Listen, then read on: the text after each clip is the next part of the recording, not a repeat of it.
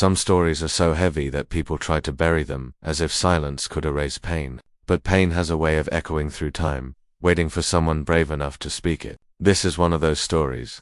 And before we go any further, I want to welcome you properly. I'm Simmons, and this is Chronicles of Black. If you care about truth, about real stories that were almost erased, hit that subscribe button and tell me what you think in the comments. Your voice matters here now. Let me take you back to a place most people never talk about. Germany. Not the Germany of today. The Germany of the late 1920s, when a boy named Elias still believed the world could be kind to him. He wasn't a stranger there. He wasn't an outsider wandering through a land that ignored him. Germany was the only home he had ever known. He spoke the language better than some who claimed to be true Germans. He ran through the same streets, skipped stones across the same river, laughed at the same jokes other boys laughed at. People sometimes stared at his dark skin, but the stares were soft then, curious more than hateful. A few children asked questions, but they were just kids trying to make sense of someone who didn't look like them. Elias thought those were harmless days, innocent days, days before the world shifted beneath his feet. He remembered evenings when the sky turned orange over the rooftops, and his mother would call him in for dinner, telling him to wash his hands and stop dragging dust into the house. She'd hum while cooking, tapping her foot on the wooden floor, filling their home with warmth. She always told him, "The world is bigger than people think. Don't let anyone make you feel small." He believed her. Why wouldn't he? He was still too young to recognize the warning hiding behind her smile. The first change was small. A neighbor who used to greet his mother stopped opening her door when she walked by. Another neighbor who once offered Elias candy suddenly pulled her children back whenever he approached. Elias didn't understand what they were afraid of. He didn't understand why they whispered behind curtains as he passed, or why they spoke softer when he entered a room. Then came the posters. Bright red, ugly letters, plastered on walls as if someone wanted to drown the city in anger. Elias couldn't read all the words yet, but he saw how adults stiffened whenever they walked past one. He noticed the way people lowered their voices, how they started looking over their shoulders, how conversations ended when he got too close. One afternoon, his friend Carl pulled him aside behind the schoolyard. Carl's face was pale, and he whispered like he was afraid someone might be listening. "My father says things are changing," Carl muttered. "He says you have to be careful." Elias frowned. Careful of what? Carl hesitated. Then he said something that made Elias feel colder than the winter wind. "They're saying Germany needs to be pure now." Pure, he didn't know the full meaning yet, but the word felt sharp. He carried it home like something poisonous. Within months, the city didn't feel like home anymore. Elias walked through streets where people whose names he knew no longer met his eyes. Shop doors once open to everyone now shut when he approached. His teacher, a man who once praised his handwriting, now barely acknowledged him. During lessons, the man talked about new ideas, about strength, about the future of the nation. Elias didn't understand the details, but he could feel the hostility crawling into the room like a shadow stretching longer each day. The whispers grew louder. People started mentioning a man named Hitler. Elias had heard the name before, but now it seemed to be everywhere. At dinner tables, in crowded cafes, in the tense silence of families who didn't know what the future would bring. One evening, his mother came home from the market with her hands trembling. She didn't explain what happened, but she hugged him longer that night. He could feel her fear even though she tried to hide it behind a steady voice. Fear has a heartbeat, and he felt it against his chest.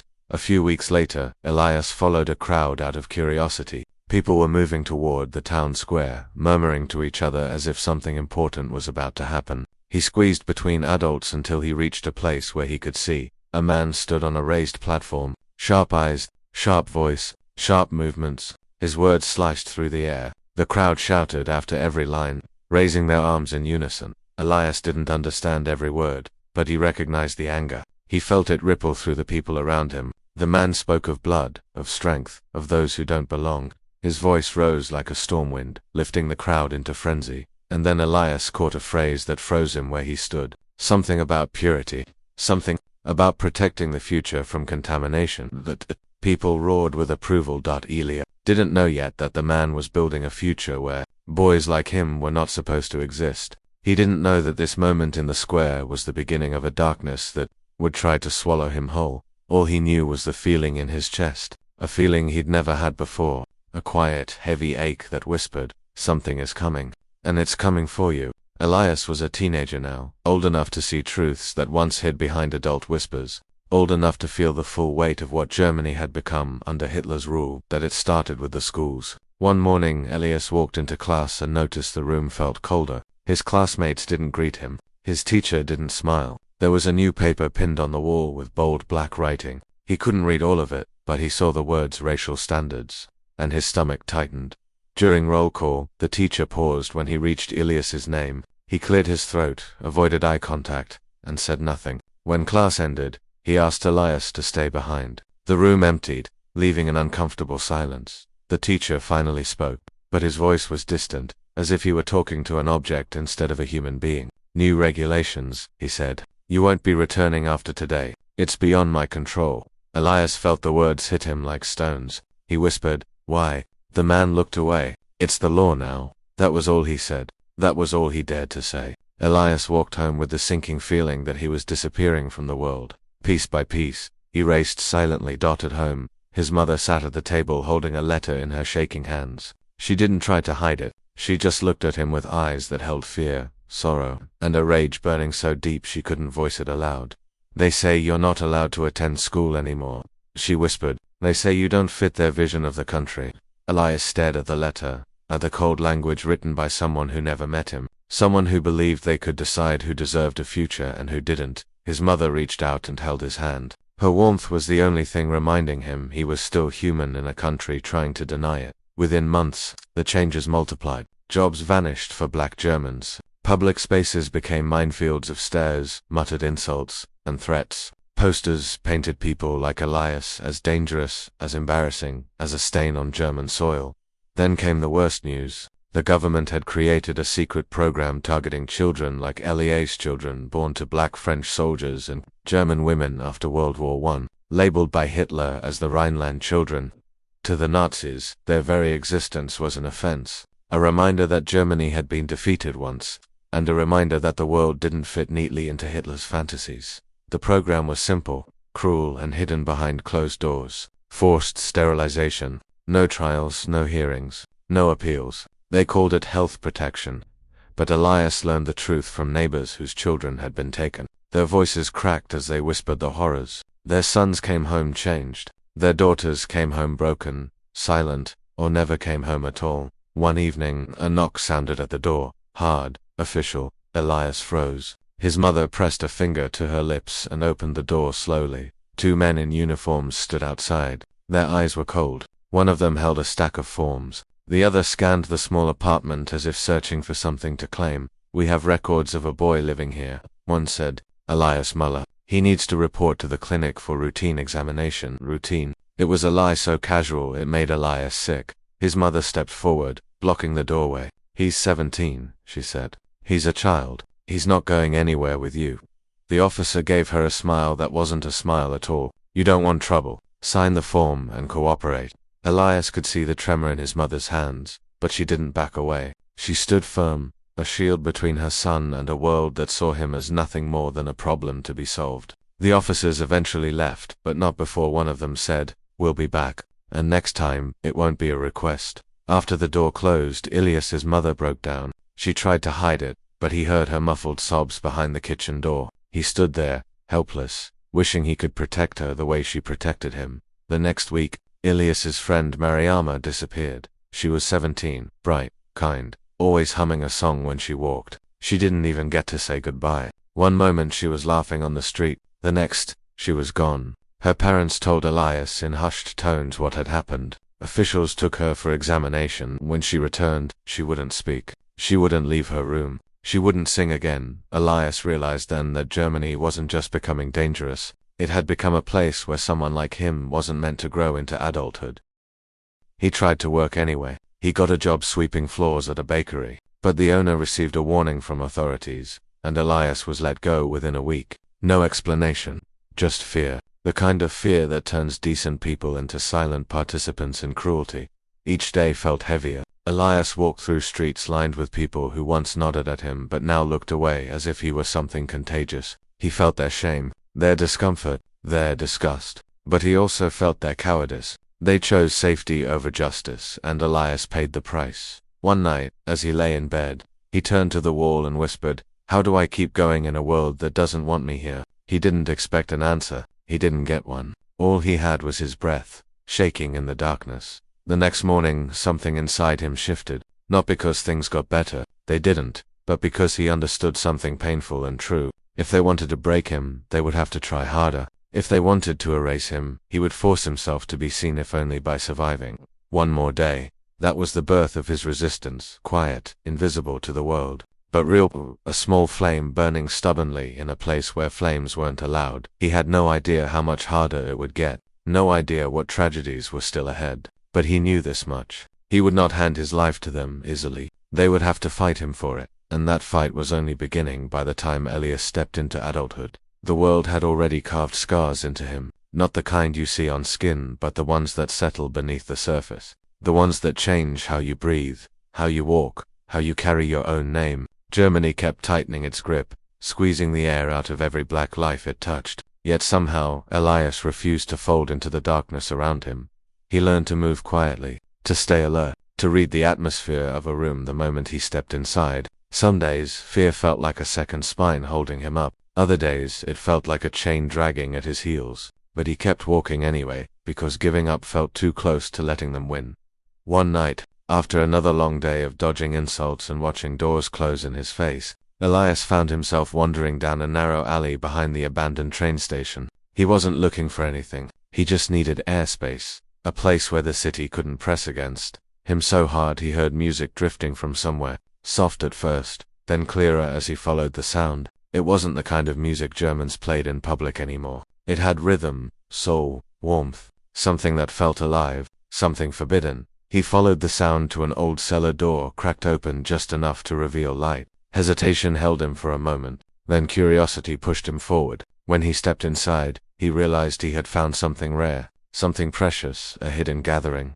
The room was dim, lit with candles stuck into bottles. About a dozen black men and women sat in a loose circle. Some were older, some were barely teenagers. A few held musical instruments that had been banned from public performance. Others had notebooks filled with poems or fading memories. Each face told a story the world didn't want them to tell. A woman with silver streaks in her hair saw Elias first. Her eyes softened. "You're safe here," she said with a gentle smile. "Come sit." He stepped forward slowly, unsure if he belonged in a place like this, but the warmth in the room pulled him in, and for the first time in years, he felt the weight on his chest loosen. They introduced themselves one by one. A man who used to be a boxer, strong, broad-shouldered, hands still bruised from training even though he was banned from every ring in the country. A young woman who once played violin in a theater. Now she taught music in secret too. Avoid being used as a circus attraction for Nazi officials. An older man who survived Africa during German colonial rule and had come to Germany decades earlier believing he would finally live free. He laughed bitterly when he said that. A laugh without joy. A teenager named Luca, sterilized at 16, still healing, still trying to rebuild whatever was left of his future. They shared their stories slowly, as if each truth weighed too much to place on the floor all at once. Elias listened, heart pounding, realizing he wasn't alone in his suffering. They had all lived the same nightmare in different rooms. When it was his turn, he cleared his throat, feeling the eyes of the room settle on him. "They tried to take me," he whispered. "They brought papers. They told my mother to sign." His voice cracked. She refused. Someone touched his arm gently. No words, just understanding. The kind that didn't need translation.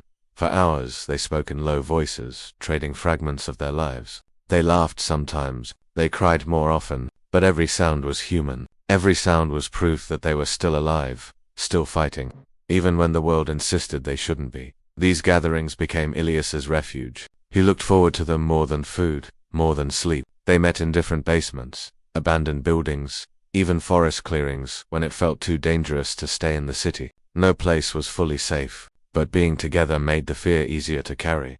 One night, the boxer, whose name was Joseph, brought news. He slammed his fist onto the rickety table. "They took another one," he said. "A boy from the next district. They're not slowing down. They want us gone." The room grew silent. The older man sighed. "They don't want us gone," he said quietly. "They want us invisible. They want us silent." Elias felt something burn in his chest. "Then we don't give them that," he said. "We stay human, no matter what they take from us." It was the first time he spoke with that kind of fire. The others noticed. Joseph nodded. The woman with silver-streaked hair reached for his hand again and squeezed gently. "Hold on to that," she told him. That voice will save you. But survival wasn't simple.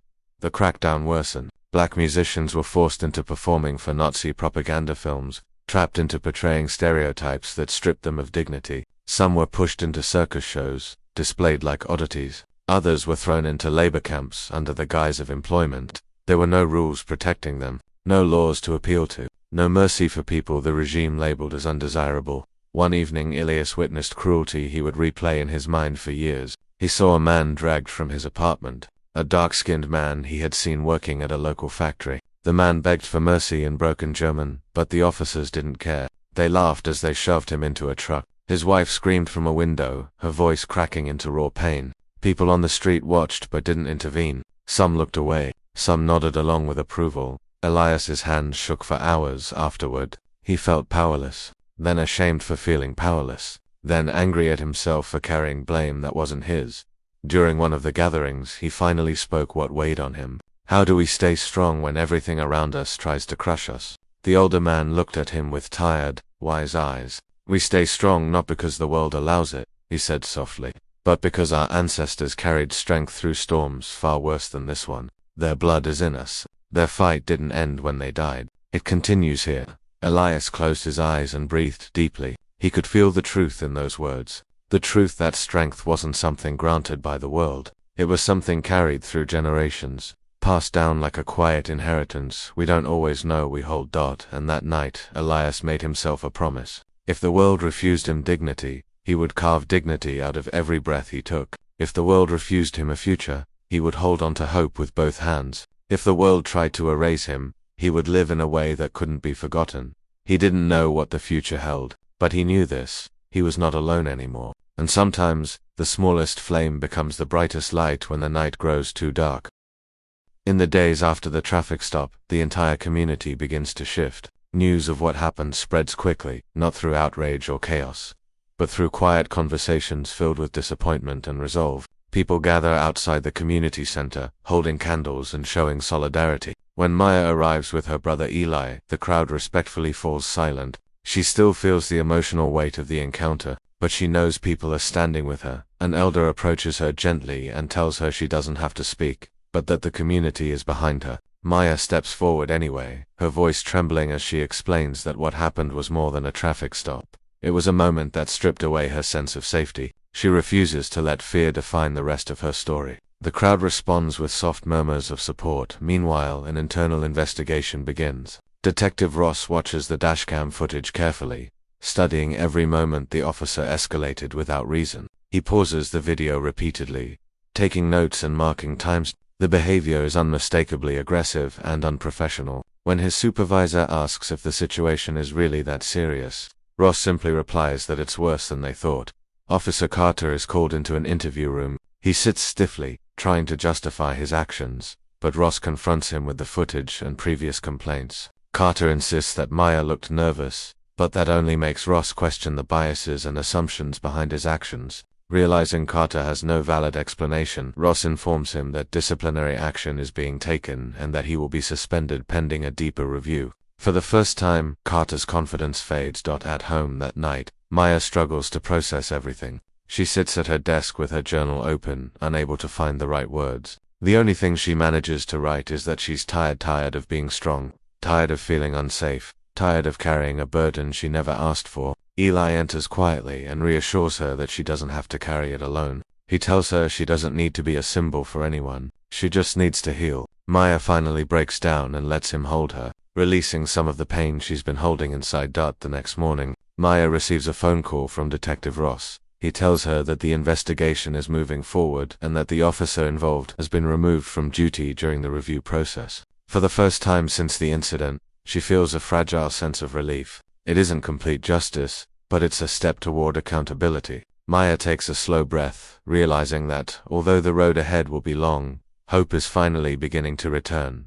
Years later, Maya sits by a window, the city humming quietly beneath her. The streets that once felt dangerous now feel ordinary, but the memories linger in the shadows of her mind. She has grown older, stronger, shaped by experiences that could have crushed her but never did. She thinks about the nights she cried alone, the mornings she forced herself to rise when the world seemed determined to erase her, and she realizes something. Survival is a kind of triumph. She speaks softly, as if sharing a secret with the wind. I was afraid once, afraid of being invisible, of being silenced, of being forgotten, but here I am. I survived, and I have a story that refuses to die.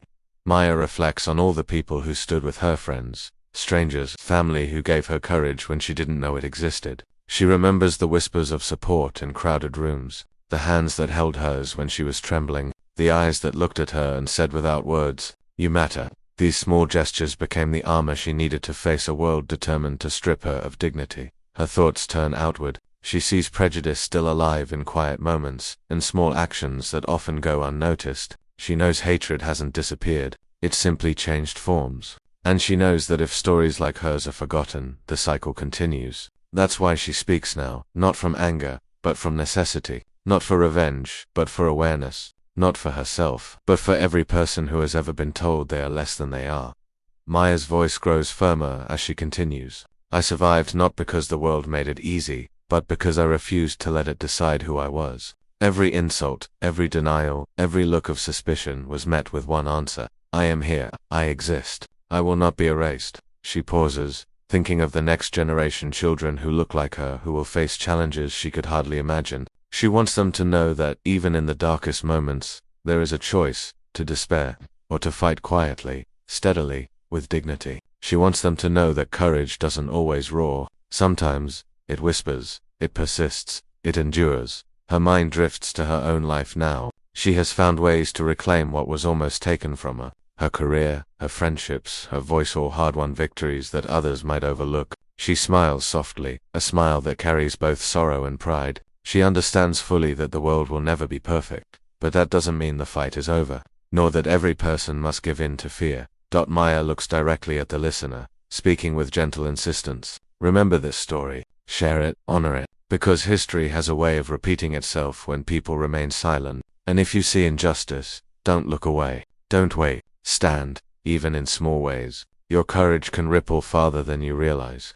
She leans back, letting the weight of the past rest alongside the promise of the future. She closes her eyes briefly, breathing in the moment, feeling both the scars and the strength that shaped her. And as she opens them again, there is peace, not because the world is fair, but because she has chosen to live fully, authentically, and without apology. Her story is not over. No, it will never be over. And through her words, through her survival, she ensures it will not be forgotten.